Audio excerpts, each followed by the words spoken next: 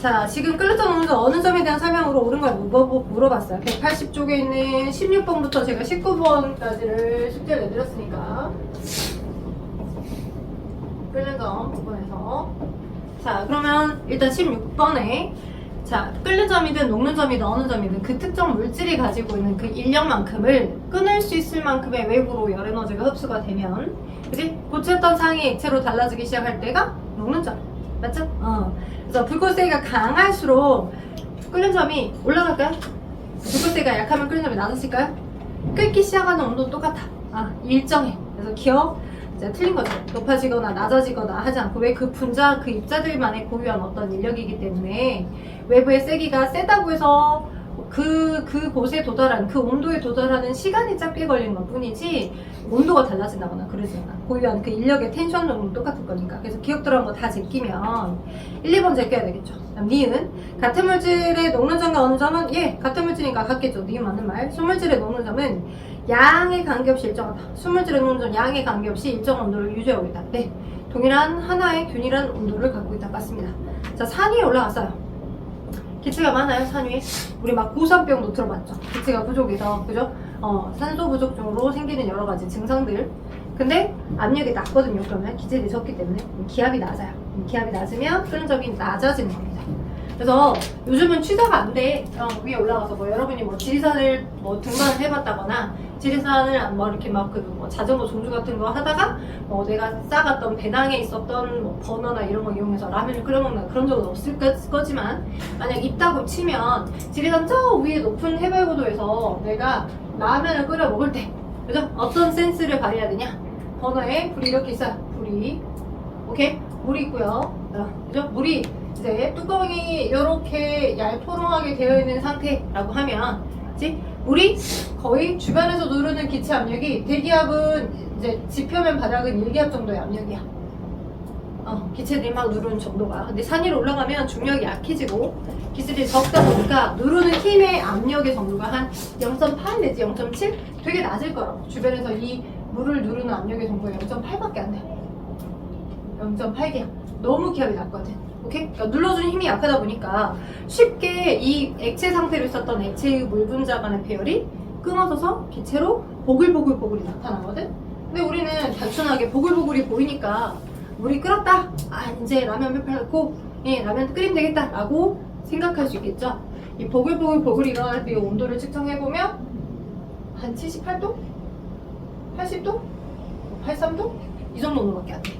그러니까 여러분은 평상시 집에서는 1기압 정도의 그 기압의 분포에서는 100도 정도의 온도가 유지가 된 상태에서 보글보글이 나타났는데 이 기압이 외부 기압이 낮아지니까 물표면을 누르는 외부 기압이 낮아지니까 78도나 83도처럼 낮아진 온도에서 이제 인력을 이겨내고 보글보글이 나타나고 있는 상태야. 근데 눈에 보이는 게 보글보글이 보이니까 끓었다라고 생각해서 거기다 라면 몇 발 투하하면 라면이 있겠냐고? 잘 안 있겠죠. 쌀이 있겠냐고? 잘 안 있겠죠. 그래서 이런 경우는 이제 외부 압력이 낮아져서 끓는 점이 낮아진 거니까 어떻게 해줘야 돼? 이제 압력을 높이게끔 하기 위해서 최대한 밀폐를 할 수 있게끔 더 이제 약간 큰 돌덩이를 얹어준다거나 해서 밀폐를 막 시켜줘야 최대한 이 물이 끓을 때 온도 조건이 이제 낮아지는 온도 조건이 아니라 100도 정도 유지가 될 수 있는 거야. 오케이? 기억해놔. 그래서 산 위에 올라가면 외부 압력이 낮아집니다. 틀렸죠? 그래서 니은 디귿 3번이에요. 오케이. 자, 17번. 수평 구간이 나하고 라가 있는데 가부터 다까지는 가열해주고 있는 걸 있고요. 똑같은 물질을 어디에서? 다에서 막까지는 냉각시켜준 걸 붙여놓은 것 뿐입니다. 그죠? 가열과 냉각을 붙여놓은 것 뿐이야. 그렇다면 동일한 물질인데 고체를 가열과 냉각 곡선으로 서로 두 개를 연이어 붙여놓은 거야. 고체 상태로 있었어. 가열을 했더니 열을 받으면서 고체로 가열이 되고 있어서 고체 상태로 온도가 올라가는 거고 수평 구간은 고체 액체가 공존하고 있는 뭐 하고 있는 온도야 이때가 녹는 온도 녹기 시작한 온도 녹는 점이죠. 오케이? 그리고 다 녹아서 이제 액체 상태의 온도가 올라가는 상태일 건데 이 똑같은 물질을 그냥 얘를 얼음물에다가 집어넣고 주변에 얼음이 놔둔 거에다가 집어넣고 다시 냉각을 시켜주는 거야. 그러더니 요렇게 그래프를 보이죠. 여기는 액체로 존재했을 건데 액체와 고체로 딱딱하게 굳어갈 거고 이때는 당연히 냉각시키는 구간에서는 어는 점이죠. 순수한 물질에 있어서 어는 점과 녹는 점은 똑같은 온도라고.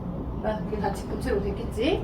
자, 그러면 거기에 가 구간은 액체 상태로 존재한다. 맞죠? 1번. 옳은 걸 고르랬어요. 옳지 않은 걸 고르랬어. 옳은 걸 고르랬죠. 가 구간은 고체로 존재해야 되는데 액체로 존재한다라고 했으니까 틀렸죠. 자, 2번. 자, 나 구간의 온도가 끓는 점이다. 자, 바로 지금 얘가 끓어버려? 액체에서 기체로 가는 거야? 처음의 상태가 액체였던 게 아니잖아. 처음의 상태는 고체였잖아. 그치? 처음의 상태가 고체였고 고체가 액체로 가는 거니까 얘는 녹는 점. 그쵸? 자, 그 다음 다하 구간에선 상태 변화가 일어나냐? 다하 구간에서 상태 변화가 일어날까요? 액체가 있고 얘를 냉각시켜서 또 액체가 있는 거니까. 예. 액체에서 기체로 된다거나 또는 액체에서 고체로 굳는다거나 이 구간이 아니잖아. 두 가지 상태가 같이 공존하는 구간이 아니기 때문에 답은 자, 틀린 말이죠 여기. 자, 틀린 말이야. 3번. 옳은 걸 고르랬어. 지서봐. 자, 그 다음에 물질의 양을 늘리면 나 구간의 온도가 올라간다. 맞나? 물질의 양을 늘리게 되면 라 구간의 온도가 올라가게 되면 다른 물질이 된 거예요. 다른 물질이. 그치? 끓는 점이랄지 녹는 점이랄지 이런 게 다른 물질이 된 거이기 때문에 틀린 말이죠? 마 구간은 네, 고체로 존재한다. 맞습니다. 마 구간도 고체, 어디? 가 구간도 고체. 자, 18번. 자, 지금 제가 지난번에 끓는 점 오름 현상 설명해줬죠. 순수 물은 100도에서 끓기 시작해. 거기에 여러 개의 물질이 혼합되어서 섞여있으면 섞일수록 끓는 걸 방해하는 거죠. 섞여져 있는 물질이 물 입자가 끓는 걸 방해해서 끓는 점 오름 현상이 나타나더라. 자, 그럼 18번에 물은 자, 지금 옳지 않은 거 물었어요. 첫 번째 1번. 물은 끓는 점이 일정함으로 수물질이다. 맞아요, 틀려요? 맞죠? 100도 정도의 온도가 수평구에 유지되니까 수평구에 나타나는 이 1번 설명 맞는 말. 물은 소금보다 높은 온도에서 끓는다. 물은 100도에서 끓었어요. 그죠? 근데 소금이라는 뭔가가 섞여있게 되면 100도의 수평구간이 나타나요? 안 나타나요. 나타나지 않고 더 끓는 걸 소금이 방해하다 보니까 더더더 온도가 올라가요. 그죠? 이때를 소금물이 끓는 점이라고도 표현할 수 있긴 한데 더 높아요. 온도가. 맞아요, 틀려요? 2번은 옳지 않은 거예요. 그죠? 답이 원하는 답이 2번이에요. 옳지 않은 걸 보라고 했으니까. 그쵸? 자, 체크 꼭 하시고요. 19번은 가하다가 1기압에서 에탄올의 가열 곡선을 표현하거나 에탄올의 가열 곡선. 자, 그러면 에탄올이 100g 있고 200g 있는 왼쪽 그래프랑 강한 불꽃과 약한 불꽃이 있는 오른쪽 그래프. 근데 수평 구간은 다 똑같이 78도시죠. 그죠? 수평한 구간은 동일하게 78도십니다. 수평 구간이 한 군데에서만 나타났고 이 온도가 78도시. 아, 에탄올이 상온에서는 주로 어떤 상태로 있어요? 액체로 있어요. 액체 에탄올이 기체 에탄올로 끓기 시작한 온도가 이 78도시겠구나. 끓는 점이겠구나. 그죠? 근데 양이 어쩌니까 많으니까 끓기 시작하는데 드는 시간이 오래 걸리는 뭐 양이 작으니까 그죠? 빨리 끓구나. 그죠? 자, 그러면 1기압에서 에탄올 끓는 점은 78도다. 맞다. 불꽃의 세기가 강하면 에탄올이 끓는 점이 자, 수평 구간에 더 올라간 부분이 있나요? 아니죠. 네, 불꽃 세기가 세든 약하든 상관없이 동일한 물질이기 때문에 끓는 점이 달라지지 않습니다. 에탄올 양이 적으면 시간이 짧은 거죠. 시간이 짧은 거 맞죠? 자, 그 다음에 300g을 가열했더니 높은, 말도 안 되는 소리 하지 마. 그지? 온도가 막 달라져 버리면 다른 물질이라는 거야. 절대 다른 물질이 아니니까. 답은 그래서 2번. 여러분께 과제로 내줬던 네 문제 확인했어요. 기억 디귿이 맞는 거. 자, 그럼 앞으로 오셔서, 자, 우리 용해도요, 남자 원장님하고 했는데 176쪽, 176쪽은 풀어져 있어요? 혹시? 안 풀어져 있죠? 자, 그럼 오늘은 문제, 첫 시간은 문제 푸는 데에 집중합시다. 자, 일단 어떤 특정 물질의 밀도는 어떻게 계산됐어요, 얘들아? 그 물질이 가지고 있는, 그지? 부피. 그리고 그 물질이 가지는 양을, 그지? 단위 부피당 질량으로 계산한 거죠. 전체 부피가 얼마였던지 간에 얘를 질량을 부피로 나누게 되면, 그지? 뭐 8세제곱센티미터의 부피를 갖고 있었다. 질량이 뭐 80g일 때. 그죠? 그럼 1세제곱센티미터당 얼마의 입자가 단위 부피 안에 몰려 있는지를 계산해준 게 그게 밀도 단위 부피당 질량이니까. 그죠? 그래서 밀도가 나오게 되면 부피분의 질량으로 계산해주고 이 수치를 어떻게 10점, 소수점 첫째 자리까지 표현해주도록 약속이 되어 있거든요. 임의로 이제 10g이나 10 약분해서 10이 나왔잖아. 그러니까 10이라고 써도 맞는데 좀 디테일하게 알려주시는 학교 선생님들은 소수점 첫째 자리까지 표현하기로 되어 있다라고 되어 있어서 10.0 그럼 세제곱센티미터 이렇게 이 단위까지 써줘야 돼. 이게 밀도의 단위야. 돼요? 밀도는 이렇게 계산합니다. 됐죠? 자, 그래서 여러분이 176쪽을 풀 거고요. 그 다음 오른쪽 177쪽. 우리가 뭐 물질의 분류를 들어가기 전에 제대로 물질의 특성을 계산하는, 여기 지금 여러분 배우고 있는 거 그 시험범위야. 여러분의 시험범위. 우리 거의 9월달부터는 진도를 수업할 거야. 10월 거의 9월 30날쯤 마지막쯤이 여러분 중간고사일까? 학교 개학하고 바로 중간고사 날짜니까 2학기는 되게 짧아요. 1학기가 이제 3월부터 해가지고 7월까지 조금 여유 있었다면 거의 여러분 이제 뭐 방학은 1월 첫째 주 7일, 1월 7일이나 1월 6일 뭐 이렇게 하겠지만 12월 말, 12월 뭐 둘째 주, 뭐 늦게 기말고사 보는 학교들은 12월 15일 아니면 20 며칠 근처에도 보는 학교도 있더라고, 기말고사가. 기말은 그때쯤, 그치? 10월부터 거기까지. 근데 이제 거의 중간고사는 시험범위 양이 적어서 그럴지 어쩌지 몰라 좀 이번에 일정이 좀 작더라고요. 그래서 8월 18일쯤 계약을 해서 9월 27일 아니면 이제 10월달이 알다시피 25년도에 그 10월달이 황금연휴야. 그 3일부터가 금요일이라 쭉 해서 이 연차 끼면 한 2주를 쉴 수 있거든, 공무원들 같은 경우는. 그래서 학교에서 이제 이쪽 대부분 학교들이 이제 나는 그래서 10월 아예 그 황금연휴가 끝나고 대부분 중간고사인 줄 알았는데 이제 조사해봤더니 황금연휴 전에 대부분 시험 끝나고 쉬고 명절 추석도 쉬고 핑퐁으로 연달아서 쉬더라고. 또 그렇게 계획을 잡았더라고. 일정이 짧아요, 어떻게 보면. 그래서 거의 9월부터는 이제 여러분이 시험 대비 교재를 준비시켜서 시험 대비 공부를 시킬 거거든. 근데 그렇다 하더라도 그런 문제를 풀어낸다라고 할 때, 각 범위별로 풀어낸다라고 할 때 뭘 알아야 공부를 풀든 말든 할 거 아니야.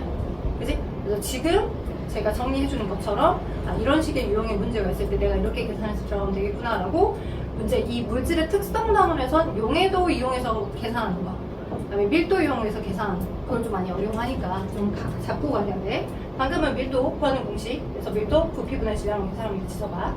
용해도의 개념적인 거야. 용해도 배웠다시피 모든 이제 상온에서 고체 상태로 존재하는 물질들이 있겠지.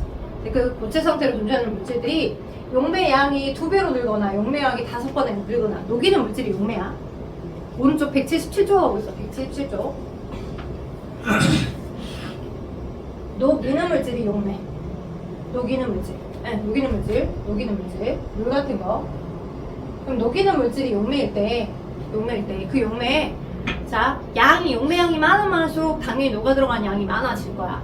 적을수록 섞일 수 있는, 투명하게 섞일 수 있는 양이 적을 거라고.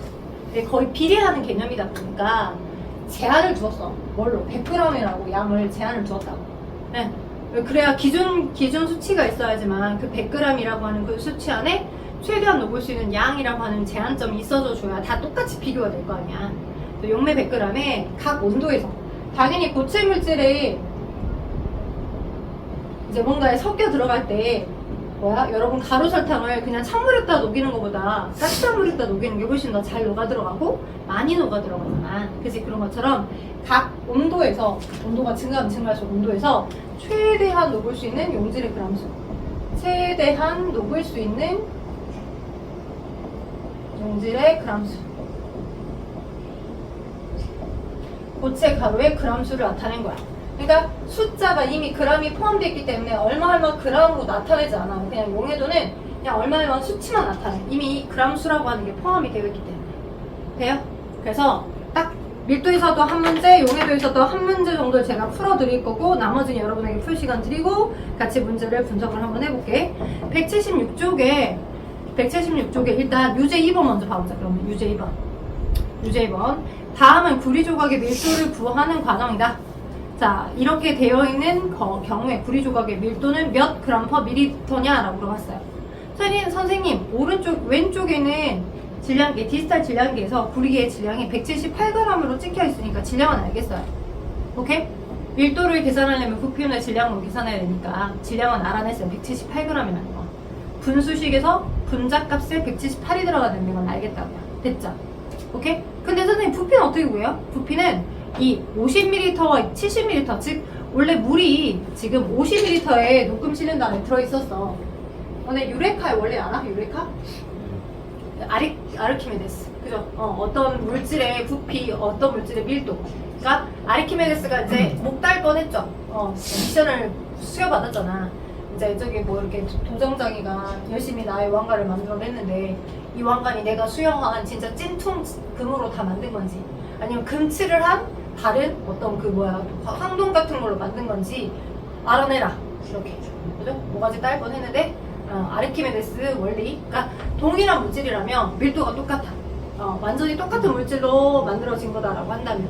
근데 이제 완전히 부피가 직면면체나 정면면체처럼 정확하지 않은 물질 부피 같은 경우는 물이 담겨져 있는 만당으로 뭔가에 물이 이렇게 50ml가 담겨 있었어.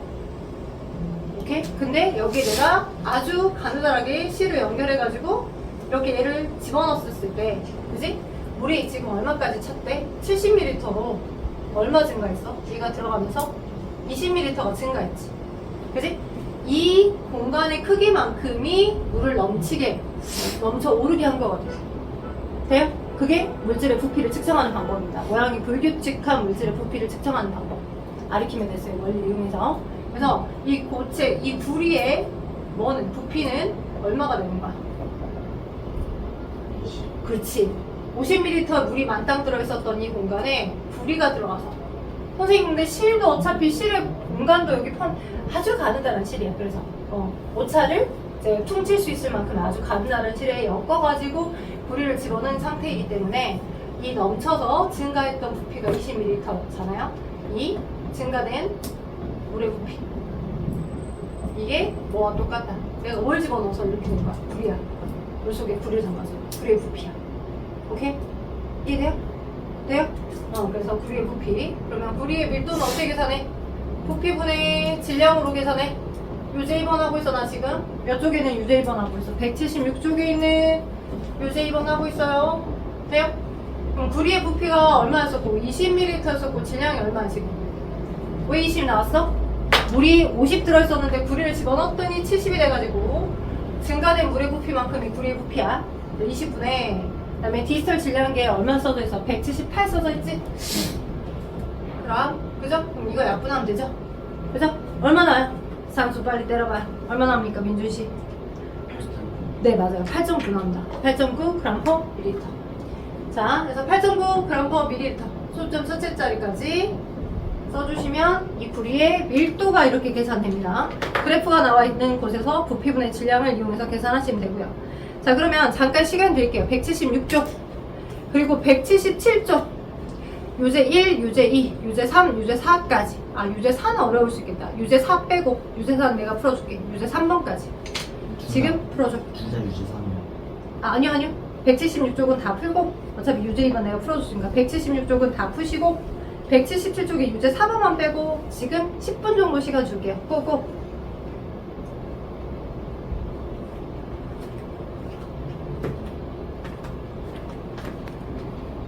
스스로 누군가 나를 쳐다보는 것 같은 느낌이 들지만 그렇지만 저는 꿋꿋이 밀도까지는 다 파악만 확인하고 시기해줄게요. 나머지 용해도는 쉬면서 조금 풀든지. 자 일단 유제 1번에 A부터 E까지 밀도 계산했더니 부피분의 질량 생 노가다였죠? 나눗셈 했었어야지. 어쩔 수 없어. 나오니까. 그래서 A는 5.0g/세제곱cm, B는 2.0g/세제곱cm, C는 0.75g/세제곱cm, D는 0.75, C가 0.75, C가 0.75, C가 0.75, 1.6분의 1.2니까 0.75, 4분의 1, 잠깐만, 4분의 3이니까 0.75 맞는데? 4분의 3 소수점만 보세요. 자, 0.75g/세제곱cm, D는 4.0g/세제곱cm, E는 4.0g/세제곱cm. 같은 종류 물질, 밀도가 같으면 같은 물질이죠. A가 아니라, D와 E가 같은 물질. 그죠? 자, 다음에 유제 3번. 자, X축이 부피, Y축이 질량, 부피분의 질량 계산했어요. 그랬더니 A의 밀도가 제일 크고요. 그 다음 B, 그 다음 C입니다. A, B, C. 오케이. 자, 다음에 4번. 이렇게 똑같이 계산하면 되죠. 부피분의 질량으로. 자, A는 5.0g/, 자, B는 3.0, C가 2.0, D가 2.0, E도 0.5g/세제곱cm. 같은 종류 물질은 C와 D. 그쵸? 물에 넣었을 때 밀었던 거. 물의 밀도는 외우세요. 1.0g/세제곱cm, 1.0g/ml입니다. 그래서 얘보다 밀도가 가벼워야 밀도죠. 2입니다. 2. 그죠? 그죠? 2예요, 2. 자, 그 다음에 문제 5번. 각각 10g씩을 취했을 때 부피가 가장 큰 물질과 가장 작은 물질이 물어서 10g을 취하든 취하지 않든 밀도를 지금 물어본 거야. 밀도가 어쩌면 크면 아래 깔아앉을 거고, 밀도가 작으면 위에 뜰 거고, 부피가 가장 큰 물질과 작은 물질, 그러면 같은 질량일 때 밀도가 작을수록 부피가 큰 거예요. 그러겠죠? 같은 질량일 때, 질량이 같을 때. 자, 그랬었을 때 A와 D가, 그죠? A와 D가, A가 부피가 가장 크고요. 그 다음에 D는 부피가 가장 작다라고 보시면 되겠습니다. 자, 그 다음에 10g씩을 취했어요. 부피 10g씩을. 가장 질량이 크냐라고 물어봤어요. 같은 부피일 때 밀도가 크면 질량이 큰 거겠죠? 같은 부피일 때. 그래서 같은 부피를 가정해서 12다라고 했었을 때의 계산을 해봤더니 D가 질량이 제일 크고요. A가 제일 작습니다. D, A 이렇게 되겠습니다. 됐죠? 오케이. 그래서 요거 새로운 유형이니까 알아두시고 잠깐 쉬었다가 용해도 계산 문제로 넘어갈게요. 잠깐 쉽시다. 쉬시고 1, 2, 3번. 그러면 보시면 곡선을 이용해서 푸는 문제랑 그다음에 표를 이용해서 푸는 문제 거의 똑같거든요. 곡선에 용해도 곡선에 있었던 데이터를 표로 옮겨놓은 것뿐만 있어요. 근데 용해도 곡선의 정의가 여기 지금 섀도우되어 있는 게 물 100g이 숨겨져 있는 거고요. 오케이? 그리고 여기 이 수치는 그 온도에서 최대한 녹을 수 있는 그 특정 용질의 그람 수만 나타내져 있는 겁니다. 저는 유제 2번을 지금 풀 거고요. 자, 유제 2번에 80도씨에서 붕산이 80도씨 온도에서 붕산의 용해도가 얼마래? 그림에 나와있죠? 얼마? 80도씨에서 붕산의 용해도가 28.5 여기를 읽어주면 돼. 28.5 28.5g까지를 최대한 녹일 수 있대. 28.5g까지를.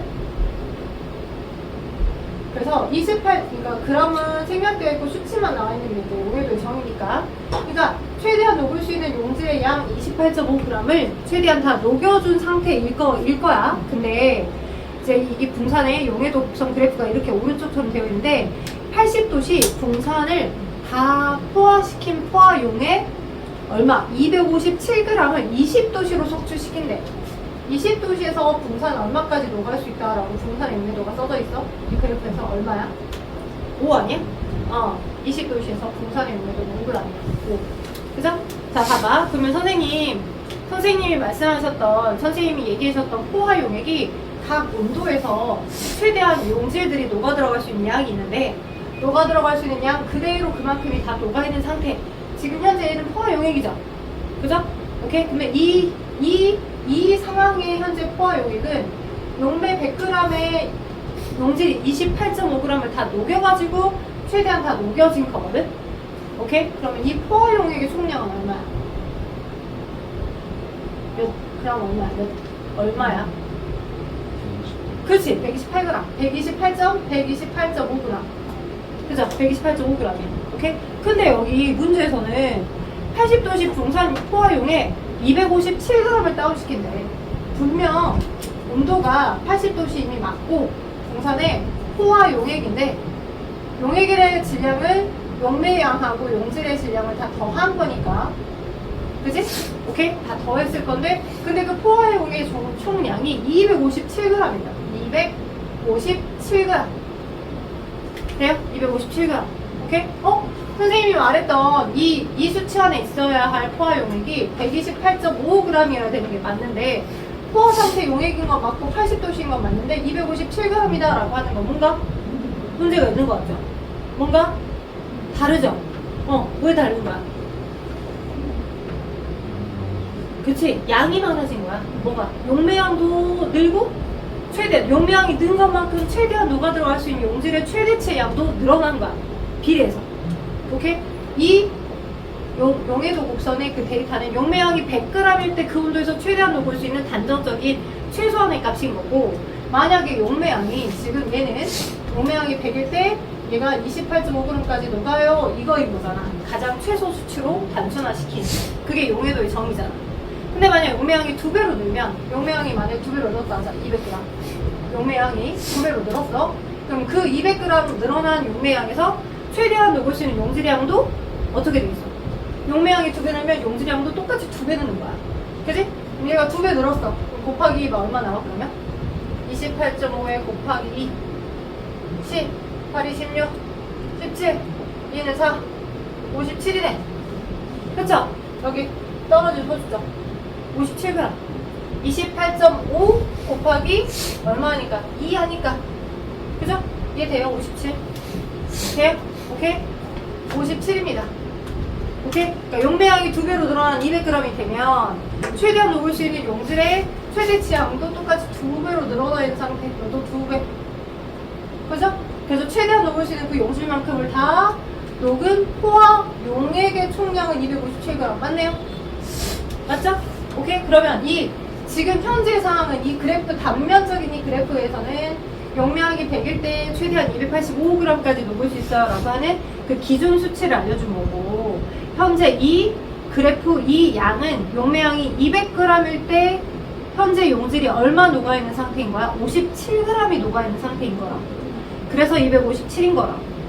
그쵸? 오케이? 그러면 이 257g이라는 포화 용액을 온도를 다운시켜서 몇 도로? 20도씨로 다운시킬 거라. 오케이? 그러면 얼마나 석출되냐라고 물어보죠. 여기까지 다 잘했어. 근데 성격이 덜렁덜렁 한다거나 뭔가 디테일이 떨어진 친구들은 보이는 수치가 있으니까 그냥 그대로 걔를 빼요. 오케이? 여기 현재는 57g까지 다 용질이 녹아있대. 근데 20도씨 온도에서 분산의 용해도가 오니까 27에서 5를 빼. 그래서 52g이래. 이렇게 하면 맞을까요? 틀릴까요? 맞겠죠? 땡! 이래서 틀린다고. 땡! 이래서 틀린다고. 왜 틀렸어? 저는 똑같이 지금 이거는 기준표고요. 용매양이 100일 때 최대한 녹을 수 있는 80도씨에서 최대한 녹을 수 있는 양, 또는 용매양이 100g일 때 20도씨에서 최대한 녹을 수 있는 분산의 양, 용매양이 100일 때를 표준 수치로 한 거야. 근데 이걸 비교해서 지금 이 데이터를 분석을 해봤더니 용매양이 100일 때야 아니야? 지서봐. 용매양이 100일 때야 아니야? 용매양이 200g일 때야. 그죠? 그러면 쟤 또한 용매양이 20도씨 온도에서는 용매양이 100g에 20도씨 온도에서 5g까지 분산이 녹는다며.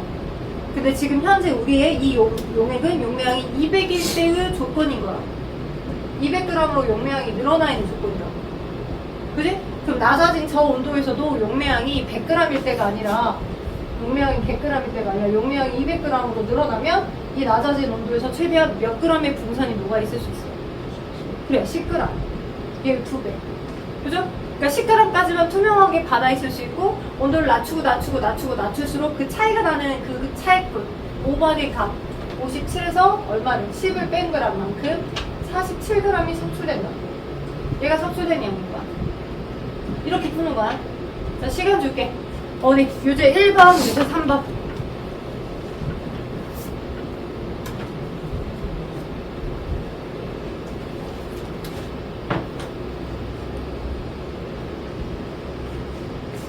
(5분만) 줄게. 많이 못 준다. 자, 한번 볼까요? 용해도.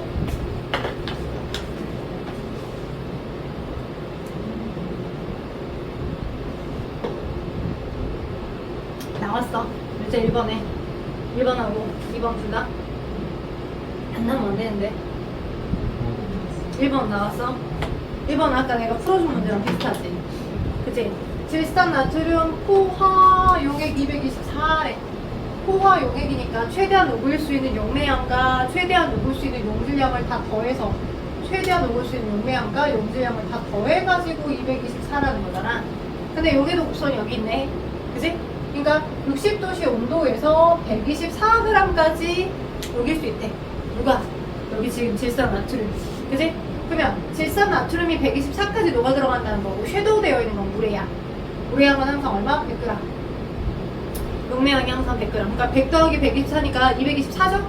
아, 용매양이 지금 현재 100g인 조건인 거네. 그쵸? 다 더했을 때 224니까. 그쵸? 이 표에서. 오케이? 그러니까 똑같이 이 표 안에서 40도씨로 냉각시키면 돼. 40도씨에서는 그치? 용매 100g에 104까지만 받아들인대. 현재 124의 용질이 녹아있는데. 그치? 124의 용질이 녹아있는데 현재 60도씨에서 40도씨로 냉각시키면 낮은 온도에서는 조금만 용질을 받아들일 수 있어. 얼마만? 104까지만. 얼마 빼면 얼마? 20. 20이 석출돼. 이렇게 나온 걸 석출이라고 해. 석출. 20g이 석출됩니다. 연결돼서 나옵니다. 자, 그럼 두 번째. 80도씨 물 100에. 이것도 너무 쉬운데? 물 100g에 질산나트륨을 최대한 녹이고 20도씨로 냉각시켰다고. 80도씨 물 100이야. 80도씨 물 100에 물 100g에 질산나트륨이 몇 g까지 최대한 녹아 들어가? 표에서 148g. 이 표 그대로 80도씨 온도에서 148g까지 최대한 녹아 들어갈 수 있어. 148g까지. 그지? 그러면 148g까지 최대한 다 녹이고 난 다음에 용질을 얘를 언제 20도씨로 다운을 시켰다고. 148g이 그대로 녹아있는 걸 그냥 냉각만 시키면 낮아진 20도씨에서는 얼마의 용질만 받아들일 수 있다고. 88g까지만 투명하게 물 상태에서 받아들일 수 있는 거고 88이 오버되는 건 모르겠어. 오버히트 하는 것처럼 터져 나온다고. 원래 고온의 상태에서 많이 녹아져 있는 상태였으니까 이것에 낮아진 온도에서 받아들일 수 있는 88을 제외한 나머지만큼은 다 석출되는 거야. 산소 아니야? 네. 기론적인 개념을 바탕으로 몇 가지를 어디서부터 어디까지를 빼줄 것인가, 더해줄 것인가, 2배 할 것인가, 2분의 1 할 것인가 라고 계획을 세워서 빼주면 돼. 섞여졌던 원래 있었던 양에서 온도만 낮아졌을 때 낮아진 온도에서는 조금만 투명하게 섞여 있을 수 있습니다. 빼면 얼마 나오는가? 네, 60g. 석출된 게 60이에요. 이렇게. 그죠? 자, 그 다음 맨 아래쪽에 해당하는 유제인데 3번이요. 자, 그럼 표는 염화칼륨의 용해도 표다. 염화칼륨의 용해도 표가 먼저 나왔고 80도씨 물 100g에 염화칼륨 50g을 녹인 용액을 40도씨로 냉각시킬 때 석출되는 거 물어봤습니다. 그죠? 80도씨 온도에서 51.21g까지 다 녹일 수 있지, 표에서는. 그지? 표에서는. 그죠? 근데 이 51.1g까지 다 녹일 수 있는데 나는 지금 염화칼륨을 얼마 정도 섞어줬대? 내가 넣어준 게 얼마야? 50g이야. 그지? 용매 100g이야. 용매 100g에 50g만 지금 섞어줬어. 그지? 51.1g까지 다 받아들일 수 있지만 50g까지만 넣어준 거야. 불포화 상태야. 내가 이 1.2를 더 넣어준 거야? 그건 아니야. 그러니까 눈에 보이는 표에 있는 수치만 그대로 다 빼려고 하시면 안 돼. 개념을 생각하시면서 풀어야 되죠. 51.1g까지 받아들일 수 있는데 내가 50g까지만 지금 섞어준 거고 얘를 몇 도로 온도를 다운시켰다고? 40g으로 온도를 다운시켰다고. 그럼 40g에 40도씨에서는 몇 g만 받아줄 수 있어? 40g. 그럼 어떤 일이 생겨? 얼마 있었었고 용질이? 너 집중하고 있냐 지서봐? 왜 이해가 안 돼?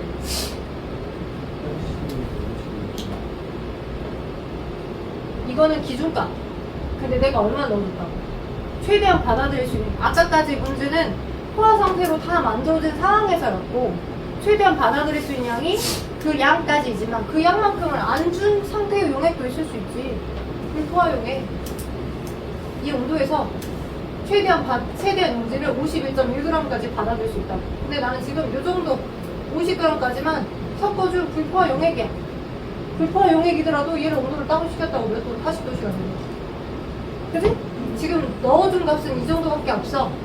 더 1.1g을 더 섞어줄 수 있지만, 그래서 포화를 만들 수 있지만, 아니 나는 1.1g이 없는데? 그래서 50g만 섞여져 있는 상태에서 온도를 다운시킬 건데 그럴 수 있잖아. 그래서 50도씨만 50g만 섞어져 있는 상태에서 이 온도를 40도씨가 되도록 다운시켰다고. 근데 40도씨에서는 얼마를 받아들일 수 있다고? 40g. 그치? 그럼 얼마가 석출돼? 40도씨에서는 40g을 받을 수 있죠? 그죠? 얼마가 석출돼요? 50 빼기 40, 10g. 그죠? 내가 넣어줬던 게 50이니까. 51.1을 넣어준 게 아니니까. 어려운 거 아니에요? 항상 포화 용액에 넣어서야지만 얘를 냉각을 시켜가지고 석출 실험을 본다? 그거 아니에요. 불포화 상태에서도 내가 섞여져 있는 상태의 현재 용질에서 그 고온도에서는 용질이 많이 녹아 있었는데 저 온도에서는 받아들일 수 있는 용질의 양 한계가 있기 때문에 차이가 나는 것만큼이 항상 석출이 되는 거예요. 돼요? 오케이? 그래서 10g이 석출되는 겁니다. 50 빼기 40. 됐죠?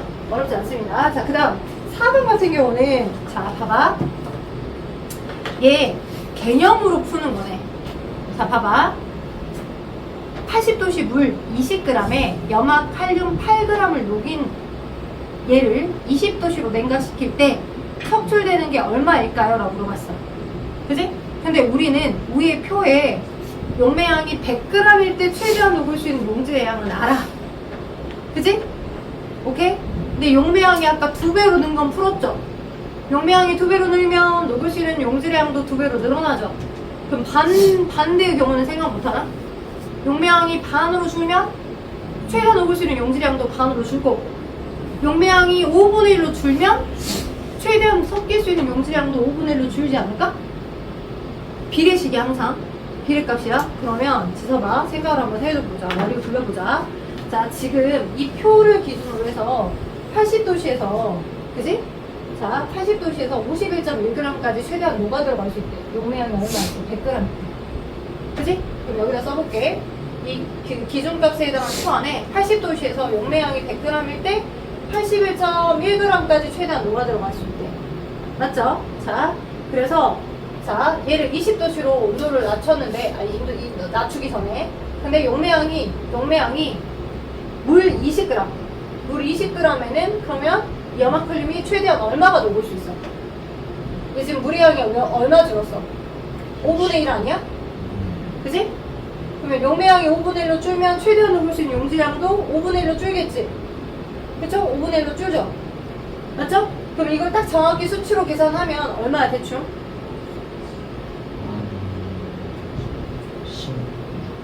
16점 얼마 됐지? 그치? 대충? 그러면 이 16점 얼마까지를 최대한 다 받아들일 수 있는 기준값인데 물의 양이 20g일 때. 근데 내가 여기다 용질을 얼마 섞었네?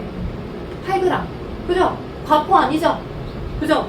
더 섞일 수 있지만 내가 8g을 현재 넣어준 거고, 그죠? 8g 현재 넣어서 용액을 만든 거야. 불토화 용액을 8g을. 그래서 이 온도에서 지금 현재 8g이 섞여 있다고. 용매양 20g일 때. 맞죠? 근데 얘를 20도씨로 냉각시켰다고. 온도를 20도씨로. 근데 20도씨로 냉각시킨 그 상태에서 용매양이 100g일 때는 34g까지 녹아 들어갈 수 있죠? 그지? 그러면 여기 8에서 34를 빼서 마이너스 막 16점 얼마 이렇게 나와? 그럼 돼? 안 되지. 얘는 지금 용해도 표 조건 안에 있는 용매양이 100일 때 이 용질이 20도씨 온도에서 34까지 받아들여가 라는 거고, 현재 이 조건은 지금 용매양이 얼마로 줄었어? 용매양이 100일 때가 아니라 용매양이 20g일 때고, 용매양도 반으로 5분의 1로 준 거잖아. 그럼 낮아진 온도에서도 용매양이 20g만큼 5분의 1로 준 조건으로 생각해서 빼줘야 되겠지? 그죠?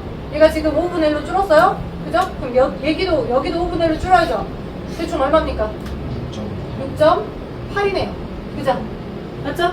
그러니까 지금 현재 8g을 섞어준 상태인데 구분해서 이 낮아진 온도에서 용매양이 20g일 때 얼마까지? 6.8g까지 섞일 수 있다. 왜? 얘의 5분의 1이니까. 용매양이 5분의 1이니까 20g. 맞지? 너도 5분의 1, 너도 5분의 1. 맞죠? 6.8g까지만 투명하게 받아들일 수 있는데 8g에서 6.8을 빼면 되겠죠? 석출되는 게. 구분해서. 얼마요? 1.2. 1.2가 석출되는 거야. 그래서. 오케이. 자, 잘 했는지를 이해를 해볼게 한번. 자, 넘겨서 딱 영문제. 나머지는 여러분이 숙제로 풀어와. 179쪽에 있는 12번하고 12번 넘겨서 180쪽에 있는 14, 15번 세 문제 지금 해줘.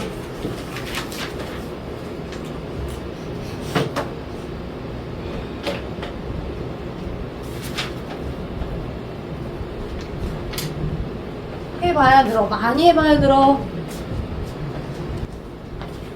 자, 지금 제가 여러분에게 다 과제를 해주려고 했는데 몇 개를 같이 풀고 하는 게 나을 것 같아서 내일은 아마 원래 혼합물의 분리 방법도 오늘 들어가려고 했는데, 여기 물질의 특성에서 계산하는 형태로 어렵게 나올 법한 부분이 여기 용해도랑 밀도야. 용해도랑 밀도 개념설 이용하는 거. 일단 나머지 문제 179쪽에 9번부터 181쪽까지 내일까지 숙제야. 1쪽까지 다. 다 안 풀어져 있는 문제들 있지. 지금 몇 개, 3개 같이 풀어줄 건데 안 풀어져 있는 문제 9번부터 181쪽에 있는 전체는 다 안 풀어졌으니까 숙제 해와야 돼, 지서봐. 자, 그리고 어려워할 법한 문제는 내가 오늘 용해도 부분을 다 풀어준 거나 마찬가지거든? 봐봐. 일단 12번에 질산나트륨에 이 표도 많이 나왔잖아. 그지? 근데 막 이제 방금까지 막 뭐지, 높은 온도에서 낮은 온도에 있는 표에 있던 수치를 막 뺐다고.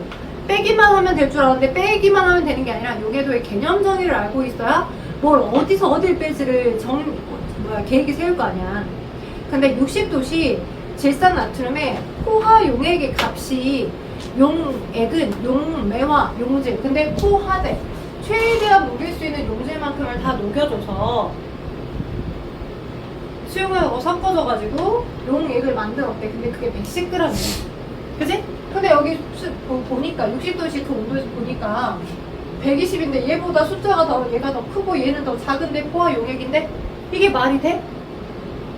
그래서 문제가 잘못됐어? 문제가 잘못 출제된 거야? 아니야. 방금까지 어떤 문제를 풀었던 어떤 그런 느낌적인 느낌으로 생각을 해보면, 아, 용해도의 정의는 용매양이 100일 때이지만 용매양이 100일 때, 지서봐 여기 칠판 봐봐. 지금 여기 있던 이 각각의 용질의 양은 그 온도에서 최대한 용매양이 100g에, 지금 여기 이렇게 끝고 내가 표현한 건 용매양이 100을 기준으로 했을 때 그 용질이 120g까지 최대한 녹는다는 얘기고, 그러면 포화 용액의 총량이 220g이어야 되잖아. 딱 보니까 얘 절반이네. 포화된 상태가 맞고 포화 용액의 총량이 220이어야 되는데 여기 포화 용액인데 110이래. 얘가 절반이네. 지금 이 표의 수치는 용매양이 50으로 줄고 반으로 줄고, 그죠? 이 센스를 알아차리셔야 된다고, 문제마다. 이 느낌적인 느낌을 여러분이 스스로 판단해야 돼. 그래야 문제를 풀어. 그런 문제들이 나온다고. 용매양이 50으로 줄고 최대한 넣을 수 있는 용질의 양도 반으로 줄어서 이렇게 된 포화 용액인 거죠. 50과 60이 섞여져 있는 110g. 너 이해돼? 확실히? 진짜야? 오케이? 이 상황이야 지금. 오케이? 그래서 60도씨 용매양이 50이고 이 낮아진 용매양 50g의 상태에서 최대한 녹을 수 있는 용질도 반으로 줄어든 60g만 섞여져 있는 상태고, 얘를 40도씨로 냉각시켜줬다고. 그럼 이 40도씨 또한 낮아진 온도에서 최대한 얼마 녹일 수 있대? 102. 근데 이것 또한 용매양이 100일 때 102g까지 녹는다는 거잖아. 이것도 상황을 변경시켜줘야 돼? 안 시켜줘야 돼? 시켜야 돼. 변경시켜줘야 돼. 얘도 상황을 변경시켜줘야 돼. 용매양이 얼마로 감소돼? 50으로 반으로 줄어들었을 때, 그지? 얘는 지금 100g일 때 102g까지 녹지만 반으로 줄어들면 얼마까지 녹을 수 있어? 51g. 그치? 51이지? 맞죠? 51g까지 반으로 나누면. 그쵸? 맞냐? 맞죠? 자, 51. 그러니까 60 빼기 50이래요. 그럼 얼마 속출돼요? 9g. 맞죠? 네. 이렇게 푸시는 문제. 할 수 있겠어요? 할 수 있겠어요, 오빠? 하셔야 돼요. 반드시 하셔야 됩니다. 그 다음 넘겨서, 자, 지금 14번. 얘는 용매양이 2배로 늘어났네요. 그죠? 용매양을 2배로 늘린 200g의 상태에서, 용매양이 200g의 상태에서 질산칼륨을 300g을 넣어줬대. 질산칼륨을. 자, 근데 80g이 안 녹고 둥둥둥 뻗어냈다는 건, 자, 그러면 우리가 여기서 뭘 알 수 있어? 용해도의 정의로 푸는 거야. 이것처럼 막 복잡하게 계산하고 자시고 할 게 아니라 용해도라고 하는 그것을 서로의 약속, 개념의 약속으로 풀어내는 거야. 내가 이 가루를, 고체 가루를 아무리 많이 내가 300g을 이 온도에서, 이 온도, 이 양에서, 이 용매양에서 섞어줬어. 300을. 근데 안 섞이고 80은 안 섞였대. 그러면 섞인 양이 얼마야? 220g. 그치? 220g이 섞인 거 아닌가? 투명하게? 용매양이 얼마일 때? 200g일 때. 용매양이. 그죠? 근데 뭘 물어봤어? 60도씨 이 물에서의 질산칼륨의 용해도를 물어봤어. 용해도의 정의가 뭐라고? 그 100g 그 온도에서 용매 100g에 최대한 녹을 수 있는 용질의 그람 수다. 그러면 이게 답이야? 아니요. 그럼 누가 답이야, 오빠? 누가 답이야? 이로 나눈 거 얼마? 110. 네, 110이 답이야. 왜? 용해도의 정의가 각 온도에서, 용해도 정의 지금 몇 번 얘기하고 있다. 각 온도에서 얼마? 용매 100g이야. 용매 100g. 얘도 2분의 1로 주니까 얘도 2분의 1로 줄잖아요. 그지? 용매 100g에 최대한 녹을 수 있는 용질의 그람수라고. 최대한 녹아 들어갈 수 있는 용질의 함수를 말하는 겁니다. 그쵸? 요게 개념 정의로 푸는 거예요. 자, 그래서 110이 답이에요. 110. 그라운드 안 써도 돼. 그냥 110. 110만 답이야. 자, 그 다음 15번. 자, 기체요. 물에 섞일 수 있어요, 없어요? 탄산, 이온, 탄산, 음료 이런 거 마시잖아요. 걔네 딱 딴 순간 톡 마시면서 여기 때리는 게 그 뭐야? 용액 안에 탄산기가 많이 들어있어서 목을 때리면서 시원하다 느끼죠? 그죠? 그 탄산이라고 하는 기체가 물에 섞여. 그러니까 상온에서 원래 상온에서 기체로 존재하는 아이야. 그 아이를 어디에? 액체 상태의 용매에다가 섞여주는 거지. 그럼 생각을 해보자. 처음 상온에서 기체였던 애를 얘보다 조금 더 많이 질서정연한 액체 상태로 잘 섞어 들어가게끔 하려면 이 기체의 온도가 높으면 이 물에 잘 섞일까? 자유도가 증가해서 안 섞이고 액체 속에 안 담겨있고 막 더 날아가려 할 거 아니야. 그치? 그러니까 주변의 온도가 높아야 돼, 낮아야 돼? 맞아요. 낮아야 돼. 기체 용해도가 용해도라는 건 액체에 섞이는 거야. 이 액체에 섞이려면 주변의 온도가 낮아야 돼. 그러니까 압력 어떻게 해야 돼? 이 기체들을 막 외부 압력을 막 증가를 시켜줘서 서로 질서정연하게 모아지게끔 액체처럼 모아지게끔 해줘야 액체와 유사해져서 액체가 섞여 있을 거 아니야. 외부 압력? 어떻게 해야 돼? 커야 돼. 압력이 커야 돼. 압력이 커야 기체 용해도가 증가하는 거야. 근데 얘들아, 근데 반대로 문제 풀 때 기포 발생량. 자, 어떤 물속에서 시험관 안에 있는데 기포가 많이 발생하네. 기포가 막 발생해서 뽀뽀뽀뽀가 생기고 있대. 이 기포가 많이 발생하는 건 기체 용해도가 증가한 거야, 낮아진 거야? 낮아진 거야. 기포는 나 지금 자유롭게 기체가 돼서 날아갈래 이거라고. 액체 속에 섞여 있지 않고 나 원래의 자유도를 찾아서 날아갈래 이거라고. 그럼 거기 봐봐. A, B, C, D, E, F. 자, 오른쪽으로 갈수록 50도씨 물이야. 온도가 높아요. 온도가 높죠. 당연히 온도가 높을수록 물속에 있었던 기체들이 열 받아서 분자운동이 증가해서 난 안 섞여있고 용해도처럼 안 섞여있고 날아갈 거야 할 거야. EF들 중에 E가 기포가 발생이 많고 E라고 하는 기포 발생이 많은 게 기체 용해도가 제일 낮은 거예요. 돼요? 이렇게 기체 용도가 제일 큰 거는 온도가 낮고 압력도 큰, 온도가 제일 낮은 얼음물 A, B들 중에 외부 압력을 꽉꽉꽉 증가시켜주는 B가 외부 압력도 크고 온도도 낮아서 기체 용해도가 제일 높은 거. 답은 몇 번 될까? 5번 아니고요. 자, 5번은 시험관 B와 D와 F를 비교하면 뭐만 달라요? 운동은 마개를 막아준 건 똑같으니까 압력은 똑같거든요. 근데 B하고 D하고 F를 만약 비교했다면 온도 조건이 다를 때 기체 용해도가 어떻게 되는지를 보는 거라. 이건 옳은 표현이 아니에요. 온도에 따라 기체 용해도가 어떻게 달라져? 이걸 보는 거니까. 근데 온도가 높을수록 기체 용해도는 감소하고요. 기체 용해도가 크면 기포가 적게 생긴다라고 했죠, 제가. 자, 기체 용해도가 제일 큰 건 온도가 낮고 압력이 큰 거. 누구야? B야. 그래서 답 3번이 맞아. 됐죠? 복습 꼭 하셔서 내일까지 181조 끝내오세요.